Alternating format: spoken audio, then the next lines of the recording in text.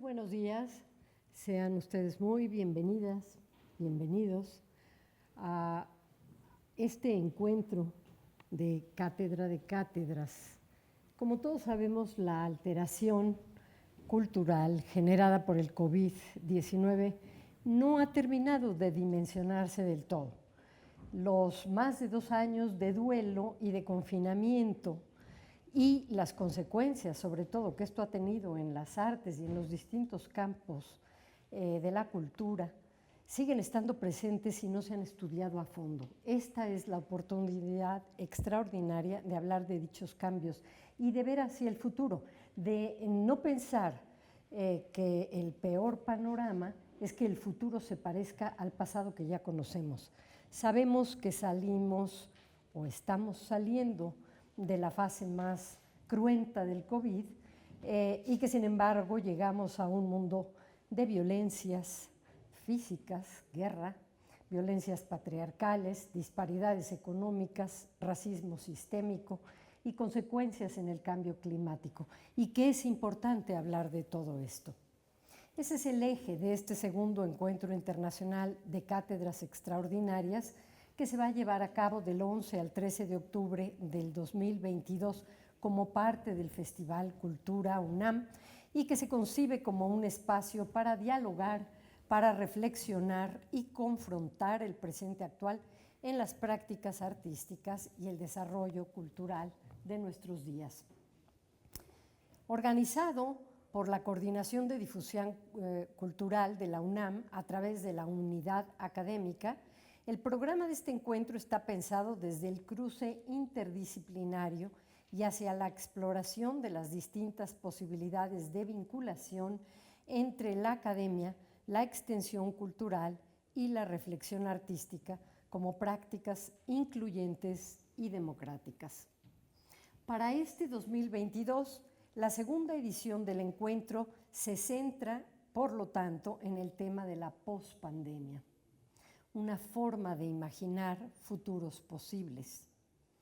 Se partirá de algunos fenómenos o procesos que ya estaban en curso en la región iberoamericana antes de la pandemia y que se han profundizado con la misma, pero también aquellos que se han transformado y algunos otros que se han reinventado a partir del 2021. En este sentido, como hemos hablado de que es un coloquio interdisciplinario, este contará con la aportación de las distintas cátedras de cultura de la UNAM, pero también este año se sumará la colaboración especial de la Cátedra Extraordinaria Margaret Atwood y Gabriel Roy de la Facultad de Filosofía y Letras, además de la participación especial de la Cátedra Libre Grete Mostny. Los museos y la museología en Chile y la Cátedra de Investigación de Canadá sobre ciudadanía cultural de las personas sordas y prácticas de equidad cultural. Esta serie de actividades contarán con la participación de especialistas de Canadá, Chile, España, Estados Unidos, México y Reino Unido, quienes abordarán el tema de la pospandemia a partir de 3 ejes: práctica cultural, creatividad, creadores y prácticas artísticas, estrategias de sobrevivencia y formas de resistencia, desplazamientos, desigualdades, discapacidades, derechos humanos, migraciones, género e inclusión. Y nuevos esquemas y nuevos paradigmas tecnológicos, digitalidad y brecha digital, modelos de desarrollo cultural y sostenibilidad. Las cátedras extraordinarias de la UNAM refrendan su compromiso con la comunidad, generando redes de colaboración con múltiples espacios institucionales, como el Anglo Arts Foundation, thank you very much for being here, la Dirección de Literatura y Fomento a la Lectura, la Dirección de Publicaciones y Fomento Editorial, la Dirección de Música, de Danza, la Dirección de Teatro, la Casa Universitaria del Libro, el Centro Cultural Universitario Tlatelolco, la Fundación Germán Sánchez Ruy Pérez de Lectura, el Instituto Nacional de Asuntos del Movimiento de México, el Museo Universitario de Arte Contemporáneo y el Sistema Universitario de Lectura Universo de Letras, así como TV UNAM. Agradecemos a todos, a todas su colaboración indispensable. El público interesado en estas actividades podrá disfrutarlas en 3 sedes de manera física, además de esta transmisión que se está haciendo de manera simultánea también con la Inés León y con Juriquilla, a quienes saludamos. El martes 11 y el jueves 13 en el Museo Universitario Arte Contemporáneo, en el MUAC, y en la Casa Universitaria del Libro. El miércoles 12 de octubre en el auditorio del Anglo Art Center en un horario de 10 a 20 horas y de manera híbrida a través de nuestras redes sociales de la unidad académica. Bienvenidas pues, bienvenidos y mucho éxito en este coloquio. Gracias.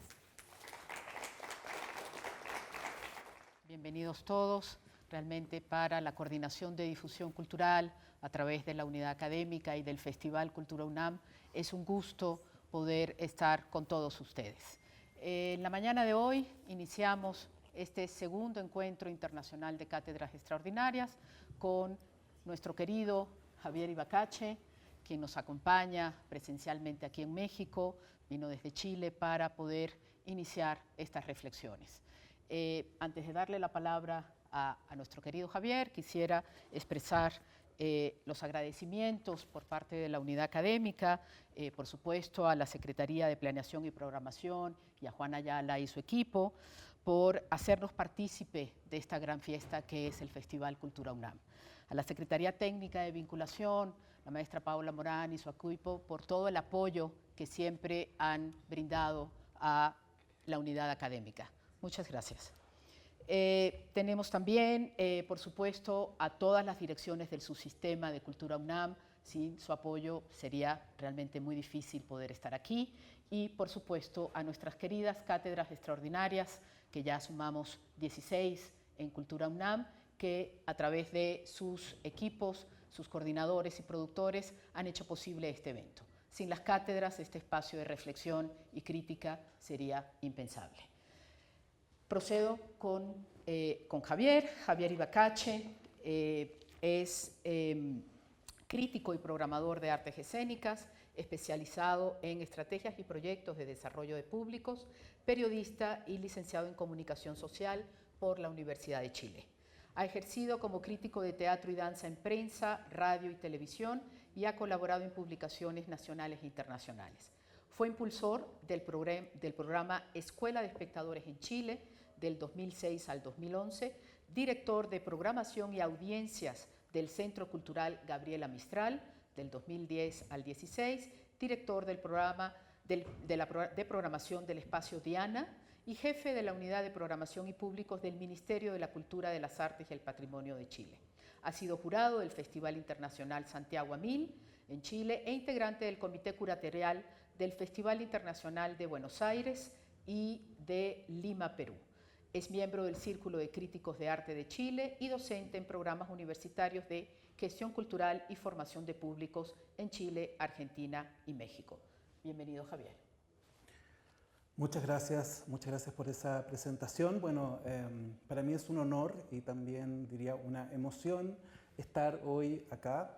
Lo digo porque durante estos años de pandemia, una de las consecuencias positivas que en mi caso tuvo el confinamiento fue construir una relación a distancia con distintos equipos de UNAM y de algún modo este encuentro presencial es quizá consecuencia en gran medida de esa relación, ¿no? Lo digo porque durante los últimos 2 años hemos vivido situaciones de tensión, situaciones de confinamiento, situaciones de crisis, ¿verdad? Pero también se han abierto diálogos, ya sabemos bastante que se han generado redes, y la invitación que recibí en esta oportunidad fue precisamente para proyectarnos, ¿no? Para pensar cómo después de estos 2 años de incertidumbre podemos avisorar algunos lineamientos de futuro de mediano o largo plazo. Mi invitación será entonces a quizá ponernos en situación más optimista que incierta y también poder hacernos preguntas o cuestionarnos algunos paradigmas que hemos dado por hecho, ¿no? He titulado esta presentación Transmutar para sobrevivir, paradigmas culturales de la pospandemia, porque conscientemente creo que el verbo transmutar tiene connotaciones que vienen al caso para el tiempo que estamos viviendo. Transmutar en gran medida se asocia con la transmutación de la materia desde la alquimia, ¿no? Un saber hoy día que es más bien objeto de estudio por su simbología probablemente, y se lo considera un antecedente, por cierto, de la ciencia, pero que lo miramos con distancia, quizá fuera de contexto. Sin embargo, cuando hacemos un repaso del momento en que más se empleó la idea de la transmutación de la materia, no podemos dejar de asociarlo con la maduración que tuvo la alquimia o el saber alquímico en Occidente, especialmente en Europa, durante la Edad Media, y cómo tiene un paisaje de fondo asociado a una incertidumbre como la que hemos vivido en estos últimos años, ¿verdad? La amenaza de la muerte o la peste, ¿no? Y hay en esta idea una alianza o una relación que me interesa hacer, porque creo que hoy también estamos buscando, así como en la Edad Media se buscó transmutar, también estamos buscando quizá transmutar en cierto modo la materia. Hoy no hablaríamos, por supuesto, de la búsqueda de la transmutación de la forma, como lo harían los alquimistas, sino que probablemente estamos hablando de la transmutación de las relaciones y la transmutación de la presencialidad, ¿no? Probablemente en 10 años más, quizá esta conferencia podría realizarse a través de un entorno digital distinto, quizá en el metaverso, ¿no? Y quiero entonces pensar que estamos en un momento de cambio, en un momento de transmutación hacia nuevos modelos probablemente, hacia nuevos, ejemplos o modelos o paradigmas.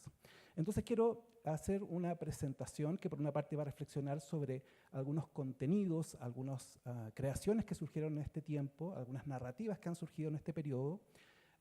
Quiero proponer también algunas visiones sobre cuáles serían los principios de estos nuevos paradigmas y luego detenerme en casos concretos y en casos puntuales. Creo que siguiendo esta idea de la alquimia, del saber en un momento dado, ¿no? De la relación entre ese saber que hoy está excluido del saber oficial, pero que lo estamos quizá repensando y recuperando, la publicación en plena pandemia de esta novela Hamnet me llevó a conectar y hacer estos paralelos. Hamnet es una novela que nos muestra, ficciona, diríamos, con el hijo y la familia de William Shakespeare, ¿no? Pero más que centrarse en Shakespeare, se centra en ese entorno que no tenía una idea de lo que era el teatro.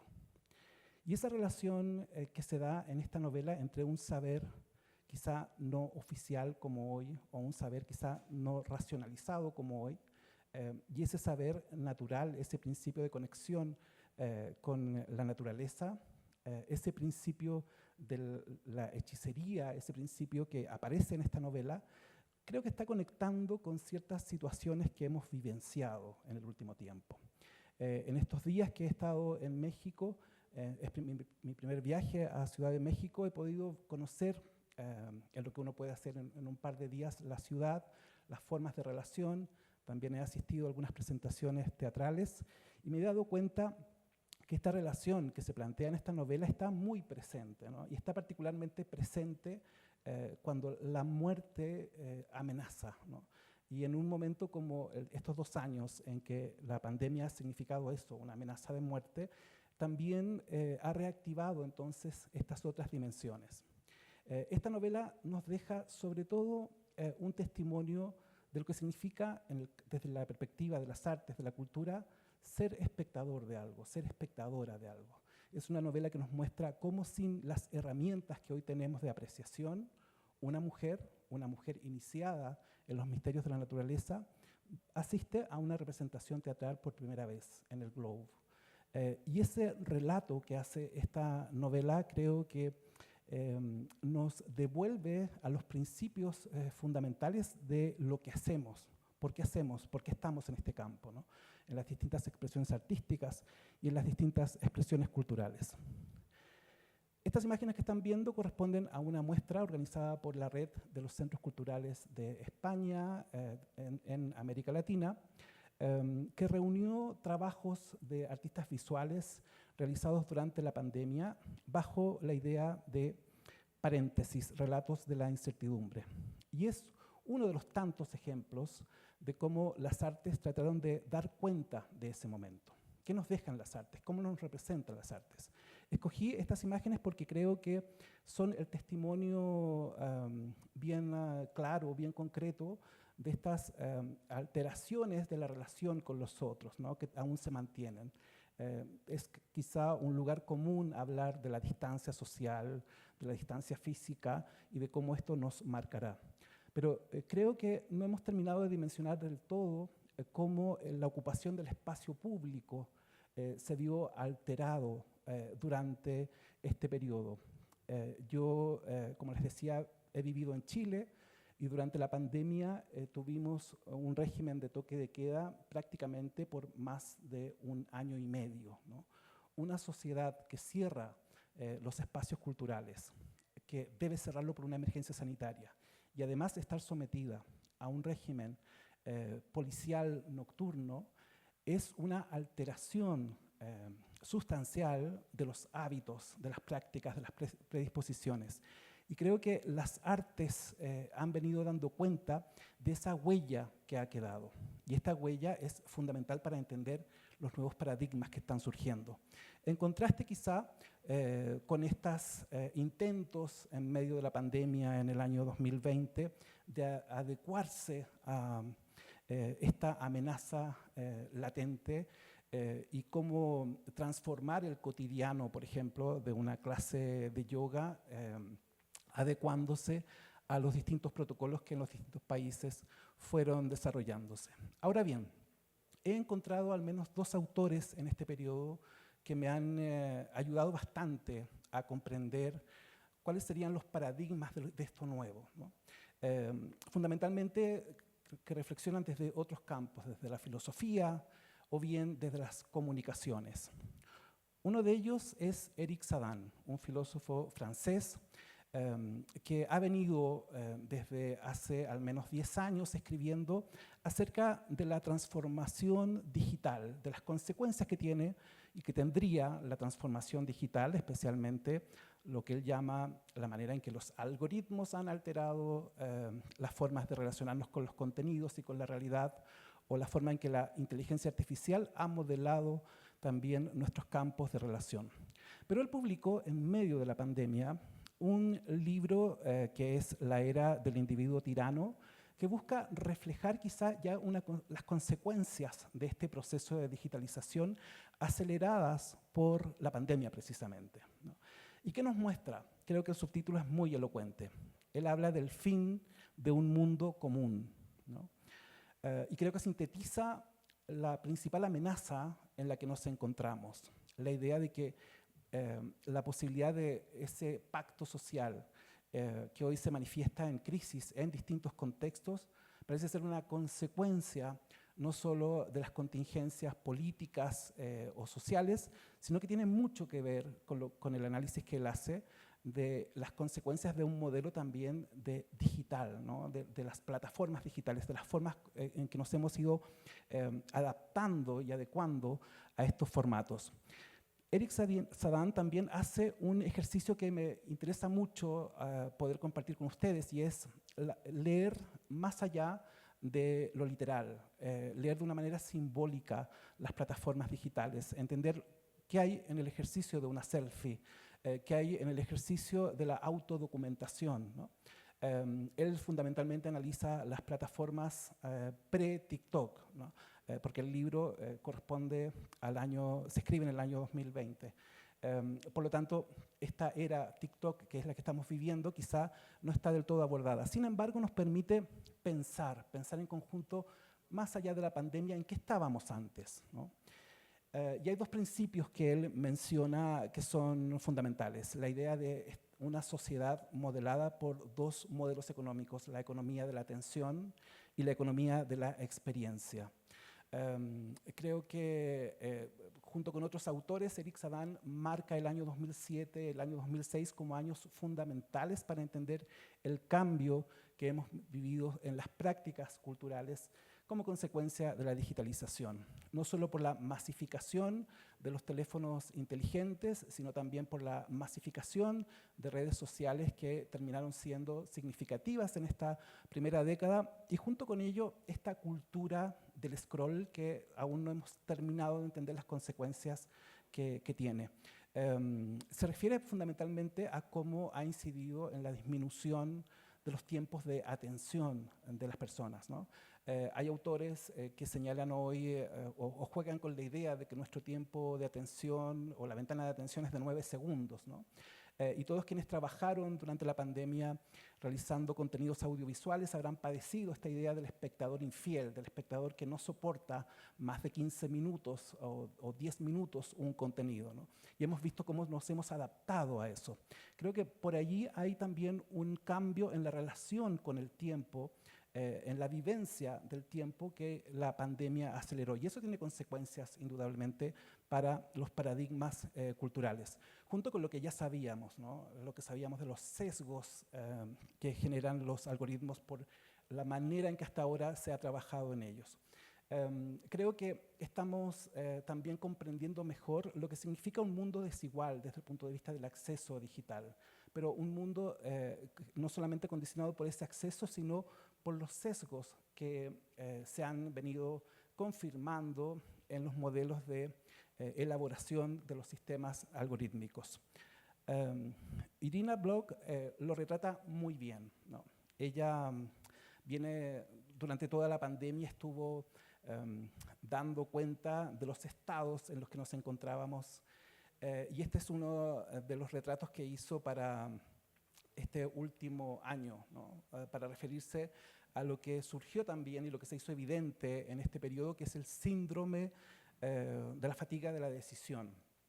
Hoy las personas, especialmente los usuarios de contenidos digitales, más que nunca sufren o padecen una suerte de fatiga que las compañías o grandes plataformas están aprovechando para conducir de algún modo las decisiones.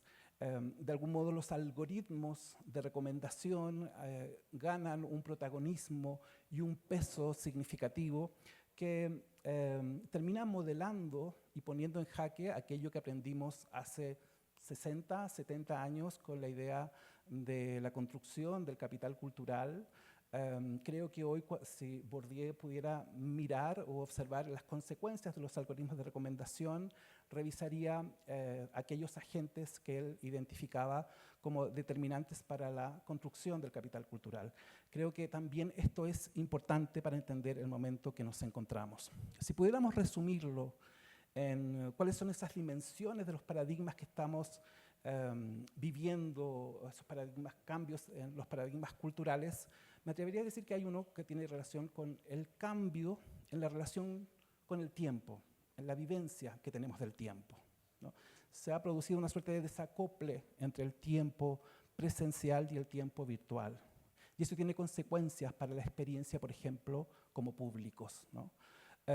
Se ha producido también y se ha acentuado la fragmentación de la experiencia que tienen las personas, pero junto con ello una compulsión a la autodocumentación. Que en este periodo la plataforma TikTok se haya transformado en la plataforma más movilizadora de nuevos suscriptores y que haya diversificado su audiencia y que sin embargo la subestimemos como una plataforma para entender muchos de los procesos sociales que están ocurriendo es muy llamativo, ¿no? Luego creo que también ha aparecido como otra dimensión de este periodo el control individual de los contenidos. Más que nunca la idea del zapping llevado a lo digital ha alterado y cambiado la predisposición de las personas, especialmente ante las ofertas o propuestas artísticas. Hay una noción, y esto lo dice Eric Sadan, del individuo que se siente dueño del mundo, ¿no? Es una sensación un poco ficticia, nos demuestra él. porque de algún modo está conducida por los algoritmos de recomendación que en este tiempo se han convertido en programadores culturales, ¿no? La gran amenaza para los curadores, curadoras, programadores, programadoras son hoy los algoritmos y el desarrollo que han tenido. Pero lo digital ha tenido un contraste en la ocupación del espacio público. Nada de lo que hacemos lo entendemos si no pensamos el espacio común, el espacio público. Yo trabajo mucho el tema de los públicos y soy un convencido, digamos, del valor que tiene el espacio público, pero la pandemia, los confinamientos y las contingencias post-pandemia han puesto en crisis justamente la ocupación del espacio público. Y pareciera que no es coincidencia, sino más bien hay algo de vinculación en el hecho de que mientras se pone en tensión la ocupación del espacio público, comienzan a aparecer las promesas de los nuevos entornos digitales, donde la relación ya no es a través de una pantalla, sino que es la inmersión en la pantalla, ¿verdad? Y en ese camino aparece la posibilidad de reinventarnos y la promesa de los avatares, el diseño de las identidades, como nos diría Boris Groys, se convierte en el gran tema de este siglo. Aparecen dos oficios en este sentido, o dos prácticas profesionales que pasan a ser significativas para todo el sector cultural. Los diseñadores y diseñadoras y los programadores de videojuegos, ¿no? Son ellos dos, pareciera, los nuevos líderes en términos de modelamiento del mundo que está surgiendo. Pero esto también nos lleva a un cambio en las prácticas culturales de las personas. Yo les digo, vengo de Chile. En Chile tuvimos un plebiscito que se esperaba que tuviera un resultado, pero que tuvo un resultado muy contrapuesto respecto de las expectativas de la clase política, de la clase cultural, de la clase intelectual. Y tengo la impresión que eso tiene que ver con un desconocimiento respecto de esta transformación digital y sus consecuencias en las prácticas y en las miradas culturales de las personas, ¿no? Creo que no conocemos a los públicos, por ejemplo. No conocemos entonces a los no públicos, más aún. Y hemos hablado durante 50 años en nombre de ellos y en nombre de ellas. Y creo que esa fue una reflexión que surgió en Chile en estos momentos. Y por último, otra dimensión de estos cambios de paradigmas tiene que ver con la participación cultural. Hace algunas semanas se realizó acá en Ciudad de México esa gran conferencia, ¿verdad?, Mondia Cult, que revisaba lo que había sido la declaración del año 1982. Con mucha expectativa leí sus conclusiones y me llamó la atención que su mirada del mundo es en algún sentido más optimista de lo que muchos de los analistas de la transformación digital plantean, ¿no? Es más, me atrevería a decir con mucho respeto a todos los encargados y quienes elaboraron esas conclusiones, que lo digital creo que es mucho más importante y más relevante para el modelamiento de la participación cultural de las próximas décadas que lo que estamos pensando. Y creo que si no lo miramos de frente, estamos en problemas, ¿no? Por eso se hace importante repensar la participación cultural. Creo que si seguimos hablando de participación y acceso como se hacía en los años 60, si seguimos hablando de lo comunitario con una idealización, si seguimos hablando del territorio como si lo conociéramos cuando no lo conocemos en verdad, estamos en un problema. Y es un problema transversal, ¿no? Lo he escuchado en Chile con la nueva administración de cultura, que justamente tiene allí un vacío, hablar de algo que parece que no es lo que pensamos, ¿no? Y por eso creo que es importante activar las comunidades de públicos desde otro lugar hoy en día. Vamos a reforzar siempre la idea de la implicación, del mayor compromiso, pero que ese compromiso sea genuino, ¿no? Y esto es lo que me interesa profundizar. Pero miremos algunas de las construcciones o producciones culturales que han comenzado a circular en este tiempo y que creo que dan cuenta de estas dimensiones. Esta serie es una serie que nos habla de la separación, ¿no? Es una serie de ciencia ficción, pero que nos habla de la separación y la atención, el tiempo de las personas. Es una serie pesadillesca en el sentido de que nos muestra a una empresa que no sabemos cuál es su rubro en concreto, pero que tiene como principio la separación de las personas entre su vida laboral y su vida personal, ¿no? Pero hay un nivel de control de la situación que es muy llamativo, porque es una señal y una metáfora de los tiempos que nos muestra bastante esta idea de las consecuencias de la transformación de la atención que está en curso. Otro contenido que me llama mucho la atención que haya aparecido en este periodo es la cuarta parte de la película Matrix, ¿no? Una película que bien sabemos que para una generación fue significativa a fines de los años 90, en 1999, que creó toda una mitología sobre la idea del hacker, sobre la idea de las realidades paralelas probablemente, la sospecha del plano en el que nos encontramos, y reaparece en medio de la pandemia, en medio de esta absorción de lo digital, meses antes, su rodaje es antes de que Facebook se transforme en Meta, y sin embargo lo que nos muestra es de alguna manera un anticipo del metaverso, ¿no? Y es llamativo que el protagonista en esta cuarta parte de la película ya no es un hacker, es un programador de videojuegos, ¿no? Y creo que allí hay un cambio entonces de la mirada, hay un cambio de lo que estamos gratificando o de lo que estamos pensando. Lo mismo pasa con esta otra serie que es Industria, una serie que parece contar un tema, un argumento, una narrativa, pero en verdad está contando otra cosa, ¿no? Es una serie generacional, la generación sub-30 en su debut en un mundo bastante hostil, en un medio laboral bastante hostil, con una alta dependencia de las pantallas. Lo que vemos es aparentemente una oficina de inversiones, y lo que vemos es el debut de una generación en esa oficina. Pero en la práctica lo que nos muestra la serie es la dependencia a las pantallas, ¿no?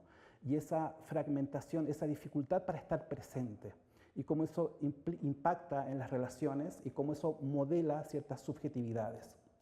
En la misma línea, pero seguramente desde otro lugar, ficcionando con ese tiempo del futuro, está Station Eleven, esta serie que recupera una novela pre-pandemia, pero que nos ubica en un lugar de la pandemia, especialmente desde las artes escénicas.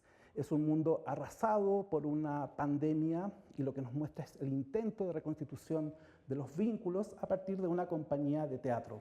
Quizá allí esté el futuro en esta renuncia a la tecnología.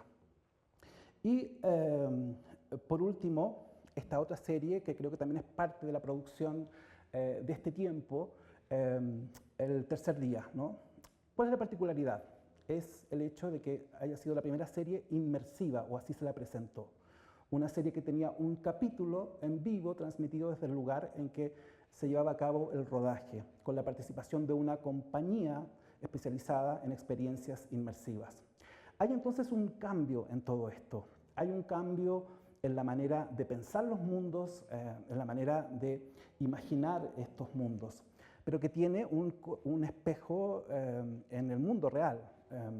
Hoy en día muchos de ustedes quizá pueden jugar con el diálogo que está abierto con muchos sistemas de inteligencia artificial para crear imágenes, ¿verdad? O para crear textos. Esto ocurrió en un año prácticamente, 2 años. Sin embargo, parecía en el año 2021 una promesa de futuro, como era la integración de un sistema de inteligencia artificial en la escritura de una obra en Praga. Creo que entonces el tiempo va bastante acelerado y el tiempo entonces está cambiando la forma en que pensamos. Decía que TikTok es la plataforma, la red social de nuestra época, lo queramos o no, ¿no?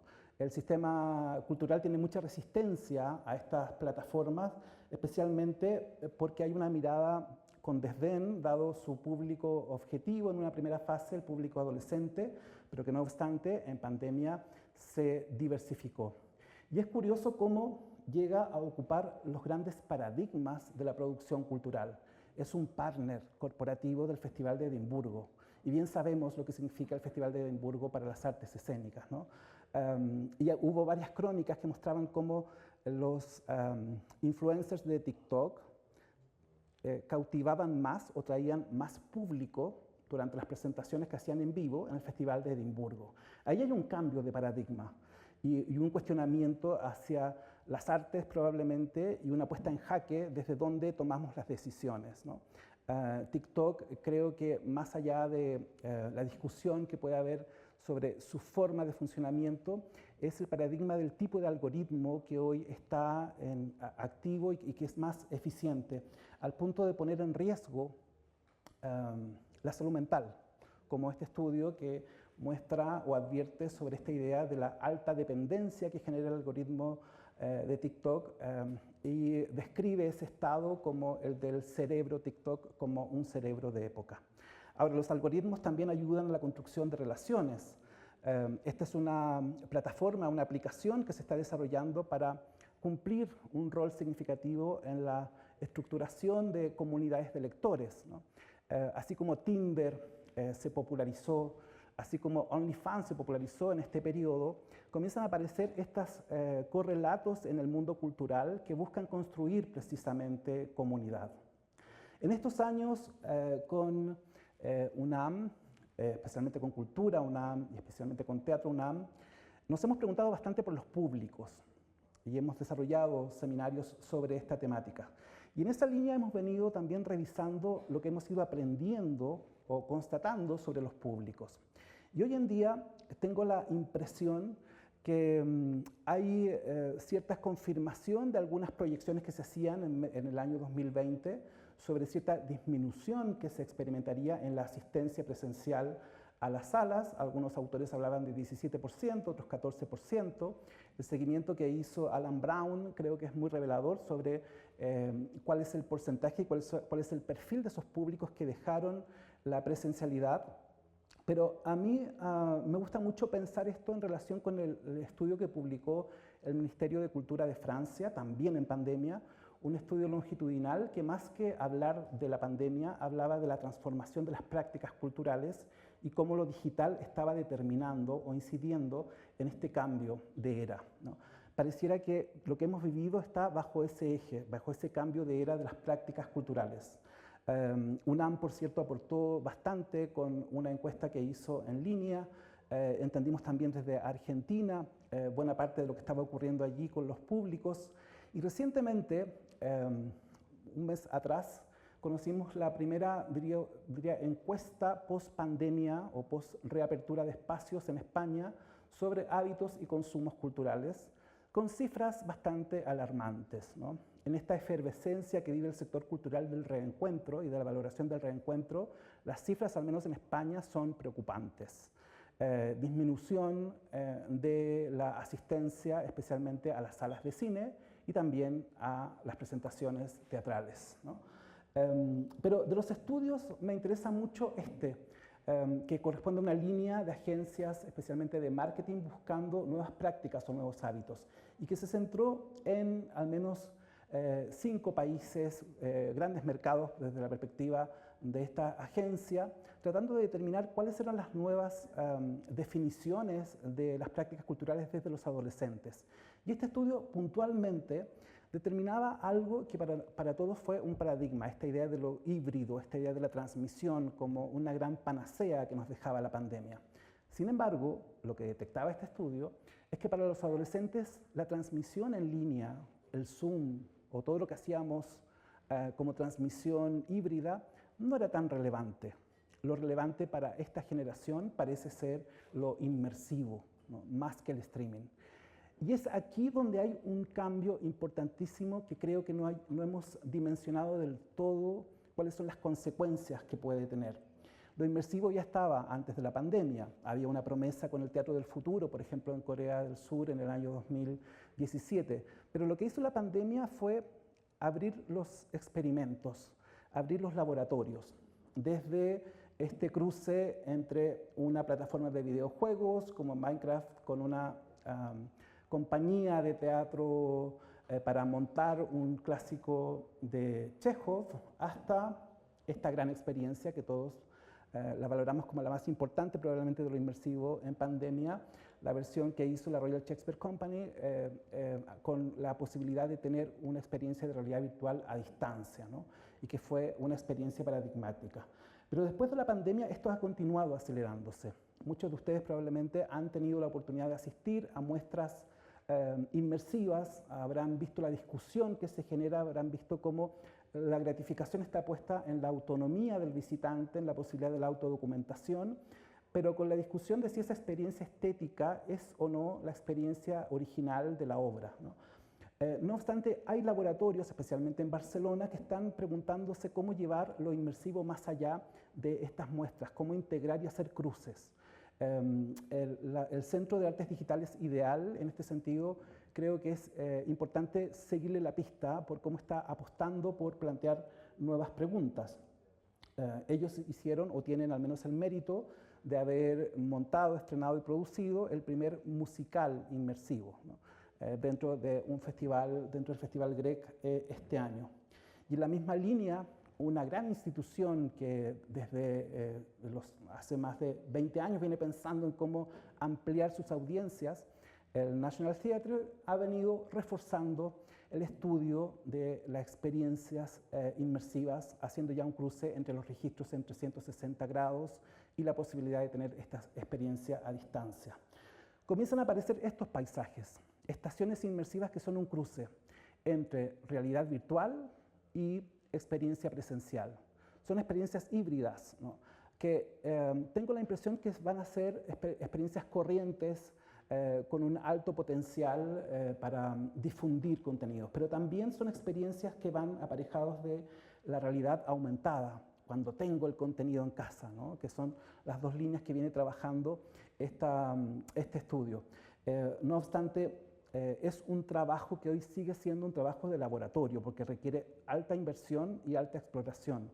Pero tengo la impresión que si las organizaciones culturales no lo piensan hoy, corremos el riesgo de ser alfabetizados y modelados bajo un patrón como el que advierte Eric Sadan.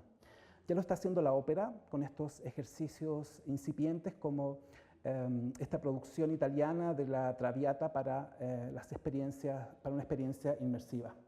Pero lo que esto nos lleva es a una integración de distintos mundos y de distintos saberes y de distintas lógicas, ¿no? La inteligencia artificial, la realidad virtual, el Big Data y los algoritmos de recomendación integrados. ¿Cuál es la última promesa en este camino? El metaverso, ¿no?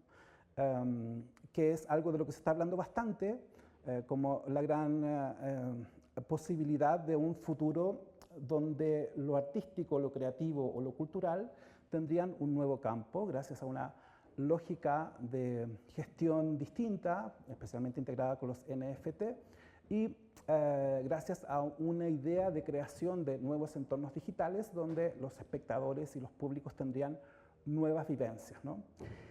No está pensado para nosotros. No está pensado para la generación de gestores culturales que hoy están tomando decisiones. No está pensado para creadores que hoy están marcando los discursos. Está pensado para esa generación de adolescentes que hoy no les gustan del streaming, ¿no? Y si eso no lo entendemos, si no lo entendemos como un cambio de época, corremos el riesgo de quedar fuera de una conversación. El metaverso está teniendo un desarrollo local que genera muchas tensiones, muchas discusiones. Corea del Sur pretende convertirse en una suerte de gigante del metaverso, ¿no? La alta inversión presupuestaria extiende el interés por poblar antes que nadie con un proyecto cultural, con un proyecto artístico, con un proyecto de industrias creativas, el metaverso. Y ya hay contenidos que están circulando en este sentido. China es un mundo aparte y ya está probando con su tradicional ópera el formato del metaverso. Y hay una discusión, una conversación que me parece la más interesante de esto, que se está dando en Australia, con los representantes de las llamadas primeras naciones, es decir, lo que en América Latina quizá llamamos pueblos originarios, ¿no?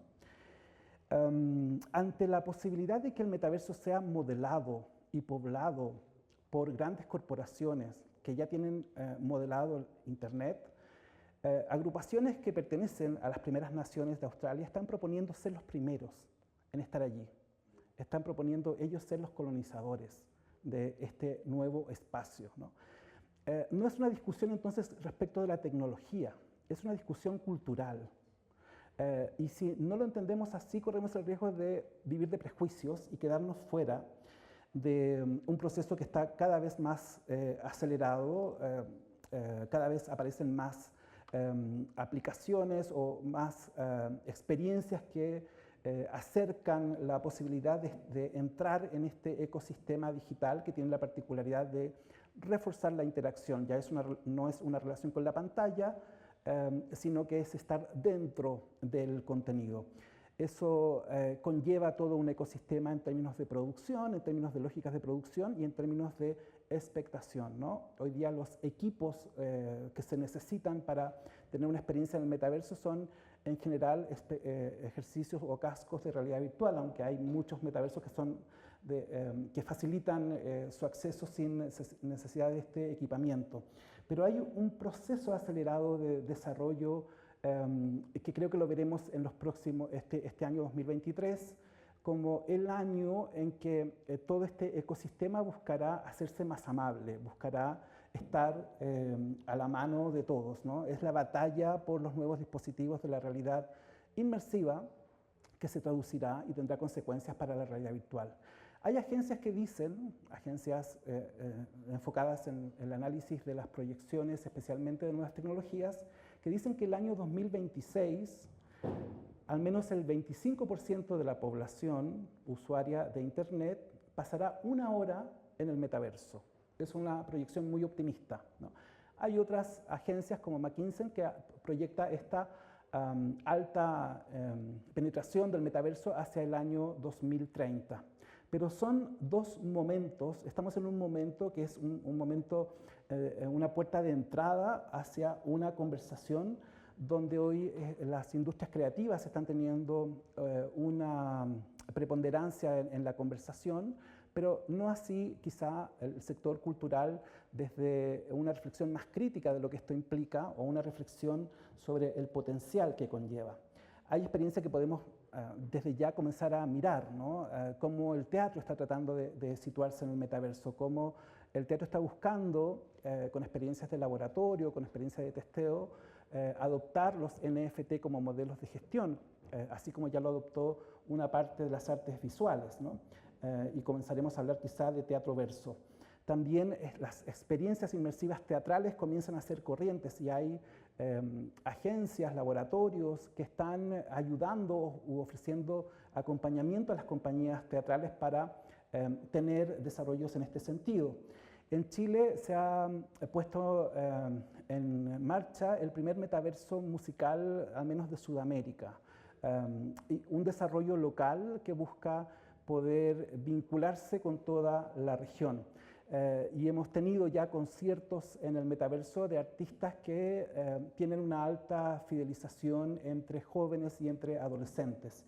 Y en Decentraland, que es el gran metaverso que promete espacio para especialmente las creaciones artísticas o los contenidos culturales, ya comienzan a ocurrir los eventos del metaverso, ¿no? El festival de música, o bien la ópera, para un público más fidelizado, comienza a gestionar la circulación de NFT de grandes figuras de la música clásica. Lo que conlleva el metaverso son posibilidades también, posibilidades, por ejemplo, de pensar las infraestructuras antes de edificarlas, ¿no? Que es una de las quizá garantías que tendría o una de las ventajas. Pero nos lleva también a la pregunta por la identidad, a la pregunta por el avatar. Si hoy hay un atractivo o un enganche potencial del metaverso, tiene que ver con algo que está ocurriendo en los videojuegos hace varios años, y es la posibilidad de construir, diseñar y modelar un avatar. Es indiscutible que esto va de la mano de la conversación sobre las identidades, ¿no? El analista David Zuleta escribe sobre estas temáticas, ha hecho un muy buen análisis sobre lo que esto implica, ¿no? Como gratificación para un sujeto narciso en el presente, pero también ve las posibilidades de uso de avatares en distintos contextos y cuán complejo puede llegar o no a ser este tránsito por los distintos metaversos.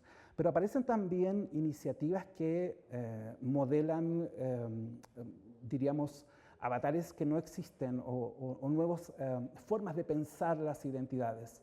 MetaHuman, MetaHumanos, hoy está entrando muy fuerte en Sudamérica, ¿no? En Chile hay capacitación para el uso de este software que es de código abierto para profesionales de las industrias creativas, como una manera de crear e ingresar en este nuevo entorno. Quizá por esta línea llegamos a algo tan sorprendente como los avatars, ¿no?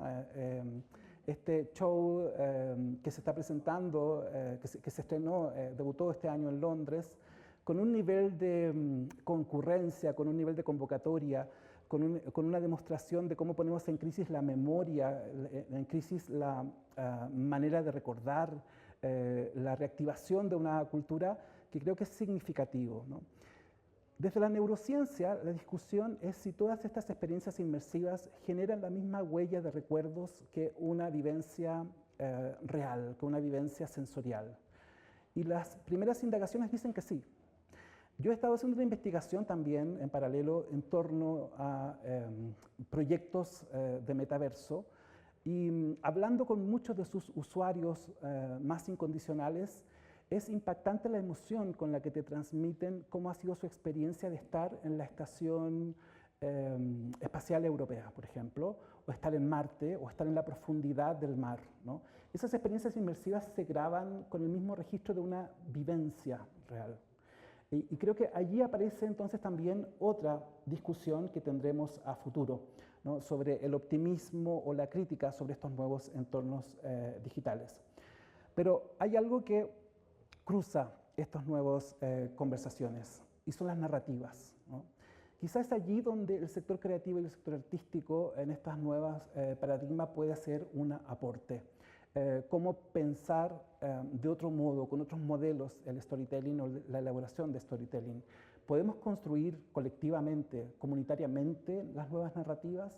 ¿Es posible pensar que una comunidad de un pueblo originario construya, como lo está proponiendo en Australia y en Nueva Zelanda, algunos grupos, algunas organizaciones, estas narrativas que estarán en el metaverso de sus cosmovisiones? Creo que ahí se abre una posibilidad de hacer un cruce entre lo que viene pensando las artes con lo que vienen pensando las nuevas tecnologías. Para la última parte quiero referirme en cambio a lo presencial, ¿no? Porque lo digital tiene un contrapunto de valoración de lo presencial. Y quiero citar a Sergio Mora Díaz, un creador chileno, un creador visual que ha venido trabajando en las experiencias inmersivas, pero que partió y busca conservar la idea de la vivencia presencial sin renunciar a esta relación persona a persona de sus primeras creaciones. Hoy Sergio está cada vez más, ha ido modelando una forma de trabajo que es un registro muy elocuente de cómo aparecen estas nuevas habilidades, ¿no? Cómo ha venido trabajando con diseñadores del videojuego y parece que esa relación, ese puente se hace necesario. Y es también la posibilidad de contrastarlo con lo que ya sabemos de lo presencial, con lo que ya sabemos de los públicos, como bien lo condensó Flávio Desgranges en Brasil, con todas estas prácticas de mediación, de participación de los públicos, con un enfoque comunitario muy significativo, pero que puede adquirir otro alcance en este contexto. Quizá tengamos que recuperar el ideario del Museo Empático, por ejemplo, ¿no? Y recuperar la idea de coprogramar o co-crear con las culturas y las comunidades locales, pero quizás de la mano de las posibilidades que se abren con el metaverso. Quizás tengamos que repensar cómo trabajamos con el medio rural, con la cultura rural. Quizá tengamos que también reconocer o revalorar estas experiencias surgidas en la pandemia que buscan activar los sentidos, como las curatorías de experiencias presenciales, que tienen también una contracara en los museos de cómo pensar entonces sus colecciones. Desde las artes escénicas lo que he venido observando es que sin renunciar a las cualidades, a los condicionantes de las artes escénicas, comienzan a aparecer nuevos formatos que buscan que el espectador tenga una experiencia distinta. Estas son fotografías de una obra cuyo título es Retrato de una mujer que un día miró a la luna y le pareció que era falsa, de Carla Zúñiga, que se presentó recientemente en Santiago. ¿Y cuál es la particularidad?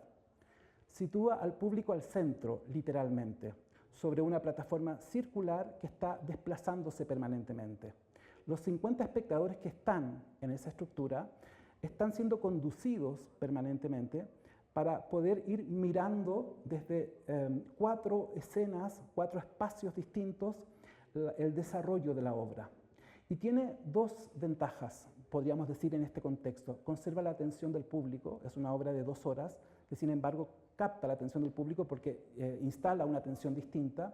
Y en segundo lugar, abre las posibilidades narrativas hacia un formato que es radical, ¿no?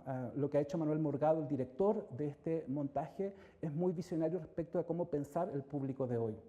Lo mismo Marco Layera, director de El Oasis de la Impunidad, de la compañía La Resentida de Chile, que estrenó este año un trabajo en coproducción con teatros de Europa, pero que ha buscado resignificar, renunciar a la palabra y recuperar el gesto del cuerpo, la diversidad de los cuerpos en escena, pero con una provocación hacia el público que implica a ese público, ¿no? En la línea de las comunidades comienzan a aparecer estos cruces de arte y ciencia, donde aparecen comunidades que tienen intereses compartidos y que se activan gracias al trabajo de las organizaciones culturales. La comunidad del Reino Fungi del Museo del Hongo en Chile es una de las comunidades más activas y comprometidas que existen, en tanto buscan promover la valoración del rol que cumplen los hongos en el proceso, especialmente hoy en día de crisis del medio ambiente, el rol significativo que pueden cumplir, ¿no? Es una comunidad comprometida desde su ideario respecto del medio ambiente, pero también que busca generar contenidos artísticos. Este museo aparece, desaparece dependiendo de los momentos del año, al igual que los hongos. Pero tiene una expresión en lo inmersivo, ¿no? La directora Natalia Cabrera generó esta experiencia inmersiva en que el público puede tener o reconocer la experiencia de un hongo, o sea, cómo sería vivenciar el mundo siendo un hongo, ¿no? Y es una experiencia bastante provocadora, diría vanguardista también en cierto modo, en el uso de los formatos y en la captación y activación de una comunidad. Pero las comunidades también son comunidades de públicos, como este proyecto Club de Espectadores de Córdoba de Argentina, que se titula Viluz y Entrés, un proyecto gestionado por gestoras de Córdoba, gestoras culturales de Córdoba, muy interesadas en formar una comunidad de espectadores post-pandemia, no con el fin de formar públicos, no es ese su principio rector, no es decirle al otro cómo analizar, cómo apreciar, es activar una conversación en torno a las artes escénicas, que es lo que más necesitamos. Y en la misma línea de implicación y participación, este proyecto, con el cual estoy directamente relacionado porque he venido acompañándole, que es un comité de programación ciudadana, un comité formado por vecinas de la comuna de Quilicura, en Santiago de Chile, que están viendo obras durante todo un año para el festival que se realiza en su comuna, ¿no? Es una manera de vincular a los habitantes de la comuna de manera directa. ¿Cuál es el valor que tiene esta experiencia? Ellas durante 26 semanas ya han visto un número significativo de obras que les permite hacer una propuesta de curatoría a la dirección del festival, pero en este camino de reconocimiento han ido también vivenciando otras dimensiones de lo que significa ser espectadora de teatro. Han conocido salas que no conocían, han conocido el medio teatral. Sus miradas es muy distinta respecto de lo que sería un curador o una curadora tradicional. Y en ese sentido, aquí se abre una puerta de materializar la implicación, el compromiso con los públicos importantes. ¿Cómo proyectar esto? Hoy estamos trabajando, y esto es como, porque creo que esta conversación hay que tenerla, hay que discutirla sobre los nuevos formatos, sobre lo que va a significar lo inmersivo, lo que va a significar toda la escena post-pandemia. en red, ¿no? Lo que nos está dejando la experiencia de estos 2 años es una red latinoamericana para el desarrollo de públicos, es una red que se viene formando desde el primer semestre, es Red Lab, con profesionales y gestores de Argentina, Costa Rica, Chile, México, Perú, Uruguay, que busca generar conversación, impulsar la conversación sobre estos nuevos mundos, sobre estos nuevos formatos. Es una red que también se adaptará a este nuevo contexto. Quiero cerrar pensando en lo que propone una autora muy visionaria, Ingrid Guardiola, quien publicó su libro de reflexión sobre la mirada del espectador, la mirada de la espectadora, antes de la pandemia, 2 años antes de la pandemia. Lo que hace Ingrid Guardiola es un recorrido por la historia del modelamiento de la mirada del espectador, ¿no? Y nos pregunta si vamos a, en algún momento, activar un enfoque crítico sobre cómo hemos sido modelados en esa mirada, ¿no? Ella alienta la formación de una escuela de la mirada, más que una escuela de públicos o una escuela de espectadores. Y es muy inspirador pensar que estamos en un momento todavía factible de alfabetización para este nuevo escenario, ¿no? Quiero pensar como ella, de una manera también provocadora, como lo que me ocurrió a mí el sábado mirando Lemniscata en una sala aquí a pocos metros del museo, que para mí fue una experiencia muy interpeladora, que me llevó también a preguntarme por la mirada, cuán condicionado está nuestra mirada para apreciar, para valorar un espectáculo como Lemniscata, que creo que es una de las mejores experiencias que he tenido y que agradezco, por cierto, que se haya dado en este viaje. Eso es lo que quería compartir con ustedes. Muchas gracias.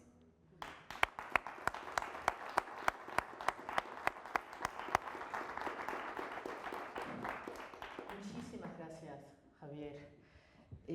Yo tengo aquí muchas notas y me dan un poco de ansiedad. Debo confesar que todo esto que nos has platicado pues tiene muchas aristas, como lo advertiste cuando hicimos la invitación, y sí hay mucho para conversar.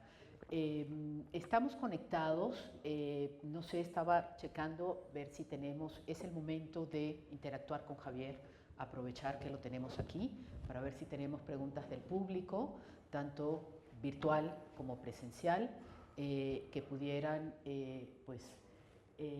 preguntarte justo hacia dónde vamos. Yo tengo aquí varias, pero sí quisiera darle la oportunidad a nuestro público de acercarse y preguntarnos.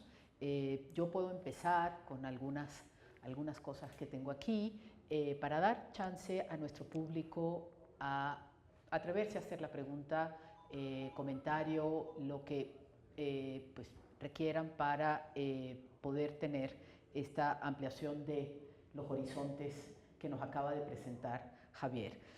A mí me quedaron varias cosas dando vuelta en la cabeza. Una de ellas es esto que mencionaste, que me pareció muy interesante, pero además, bastante retador, que es este síndrome de la fatiga de la decisión. Este síndrome de la fatiga de la decisión, que quiere decir, o que nos dice, ¿tomamos o no tomamos decisiones? ¿Cómo las tomamos? Es decir, pensar en un regreso, como tú bien dijiste, ya no es posible.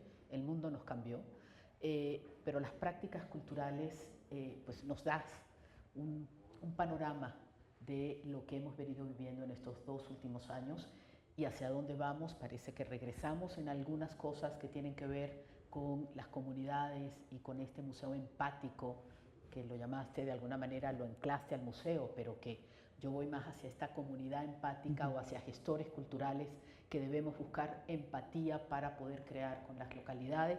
En fin, ¿nos puedes ampliar un poquito más de este síndrome de la fatiga de la decisión? Sí, el síndrome comenzó sobre todo a escribirse y a hablarse del síndrome a partir de lo que estaba ocurriendo con la abundancia o sobreabundancia de contenidos de alternativas, ¿no?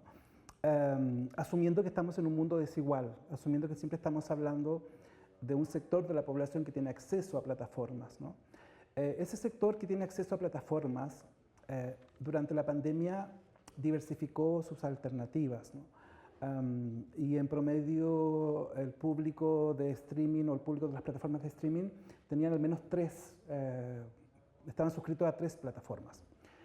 Y junto con ello se produce este fortalecimiento de las plataformas con una producción audiovisual significativa que convierte estos catálogos en catálogos inabordables para un espectador, que comenzaron a comprobar buena parte de los gestores o de los directores y encargados de marketing de estas plataformas, de grandes corporaciones, que las personas ya no estaban viendo, que ya no estaban eligiendo, lo que su tiempo de visita, de recorrido sobre las plataformas, sobre el catálogo era cada vez más reducido.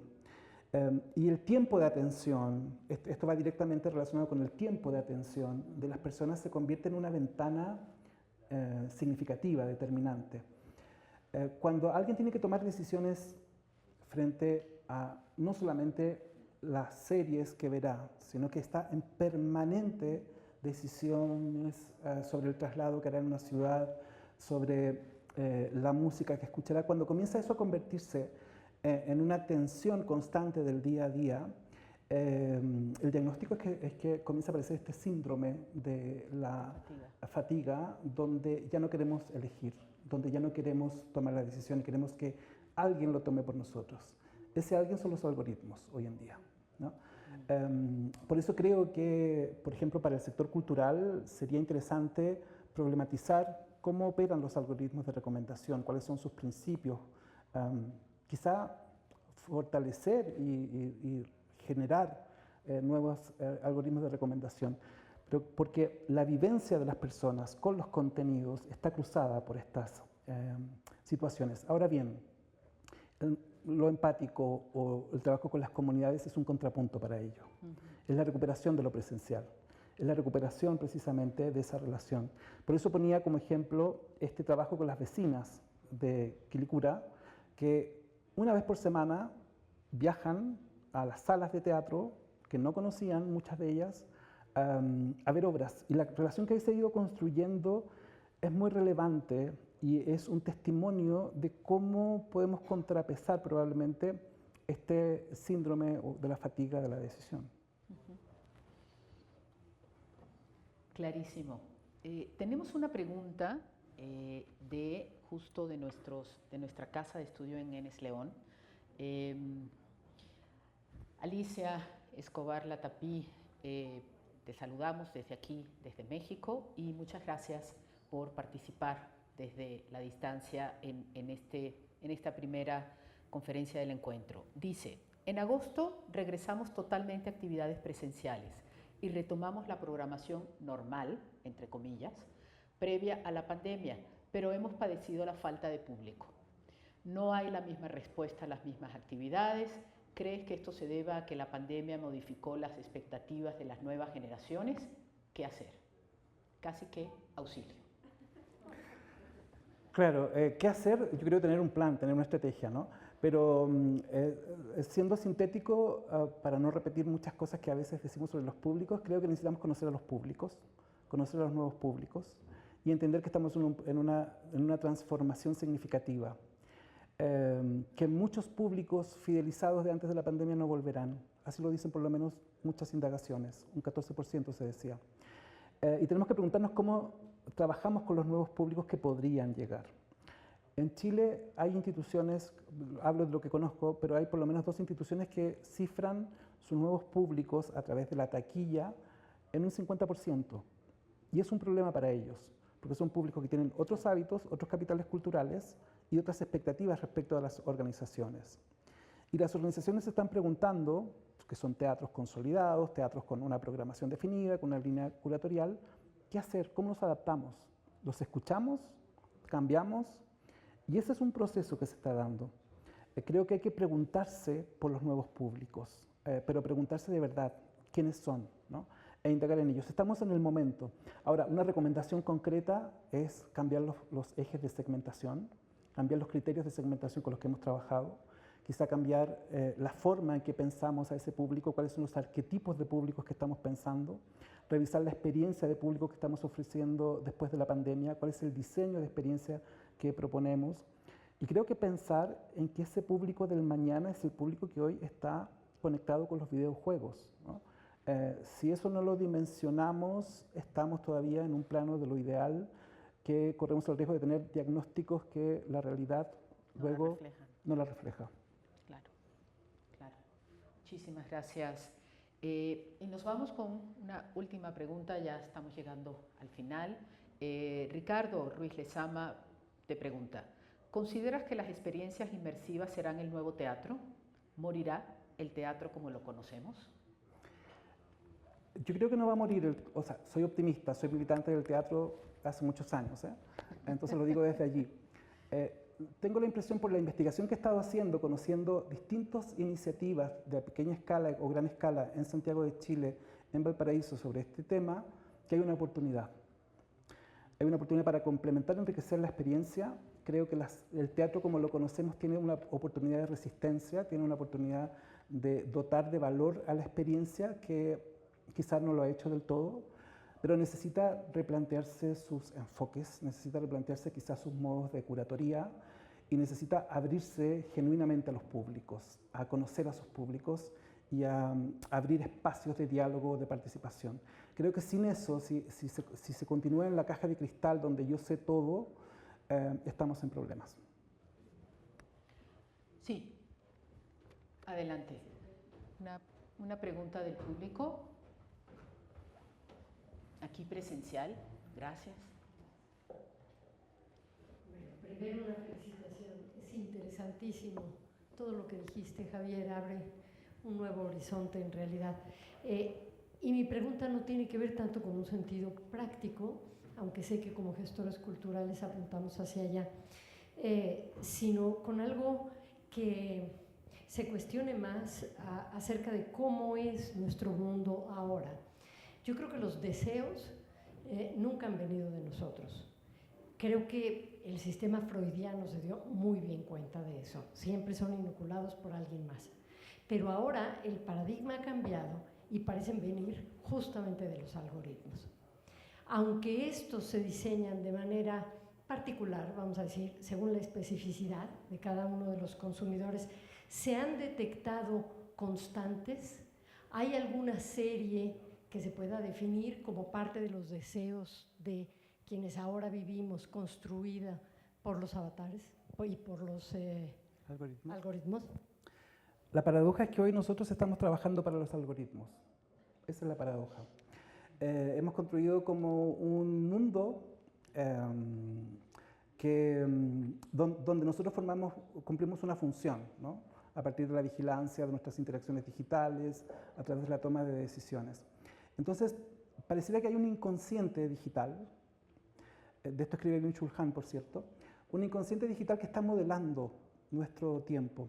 Pero cuando entramos en esta conversación podemos caer en una paranoia, ¿no? Porque lo poco que sabemos sobre los algoritmos fundamentales de esta época, el de TikTok, el de Spotify, que son los dos grandes, los más efectivos, ¿no? Porque el de Netflix pareciera que está siendo desplazado, pero cuando vemos cómo inferimos cómo son su trabajo, es una idea de que existiría una suerte de inconsciente digital para el cual nosotros estamos trabajando. Ahora, existe indudablemente un activismo digital que está tratando de discutir, disentir y establecer nuevos modelos, ¿no? Pero allí creo que todavía la conversación, al menos en América Latina, es poco evolucionada o no se ha dado del todo. Éric Savan, el filósofo francés, en ese sentido, es importante cómo lo plantea. Perfecto. Pues muchísimas gracias, Javier. Creo que allá hay una pregunta. Ah, por allá hay otra pregunta. Sí. It's just a quick question. Eso también que I'm traducir. absolutely fascinated by the way you talked about algorithms.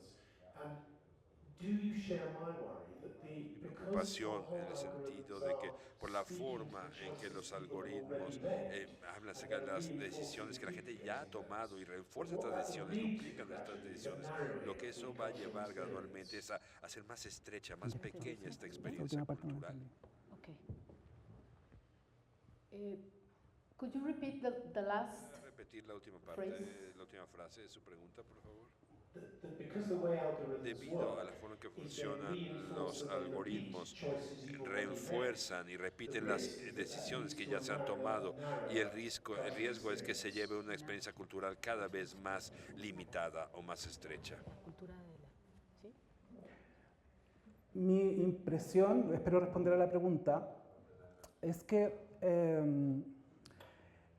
el punto de apertura que tenemos o la oportunidad que tenemos es incidir en las narrativas, ¿no?